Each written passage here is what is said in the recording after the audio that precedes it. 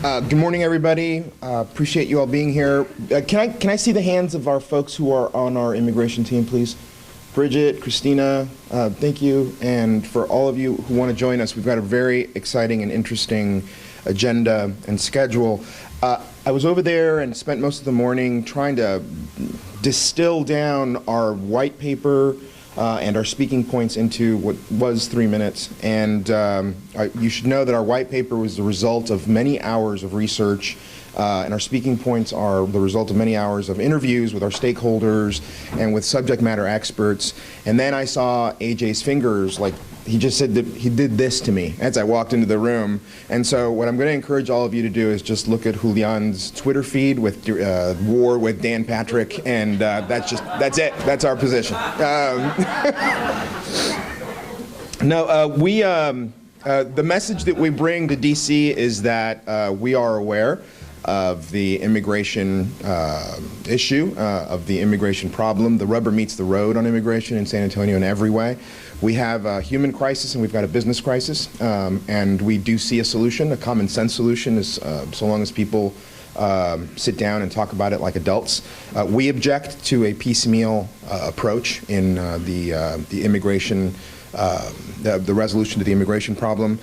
All the deficiencies in the system are interconnected, and reforming some but not all is a denial of dignity and respect to people, but more importantly, just doesn't make sense. Number two, San Antonio is paying particular close attention to the EB-5 regional visa program, which is the investor program whereby millionaires from around the world can come and invest in San Antonio, drop $1 million, and get their permanent visas.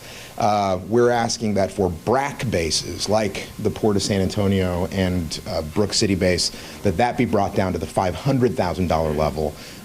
It's got zero fiscal impact to the federal government, but it allows us to take what is really a blighted zone.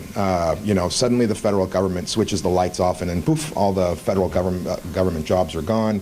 We think that if they allow us to sell investment on those sites to foreign investors, we will see one more tool in our favor.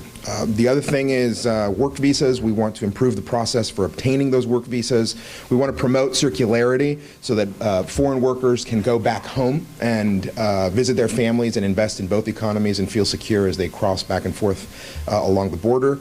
We want to emphasize that dreamers are important to San Antonio's economy.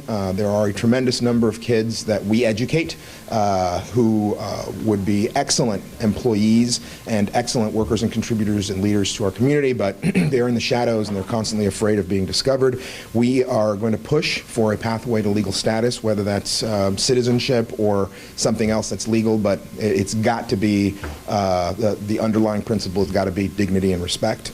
And then we're going to ask for an increase in the number of worker visas, employer-sponsored visas, and lastly, the number of STEM workers and technology workers from other countries that we train in universities here in the United States is astonishing. And we send them all back to other countries. That makes zero business sense. And so we would like to see an increase in numbers of visas for those folks so that they can stay and contribute to our business environment. That's it. Thank you. I hope you all join us for some of our meetings.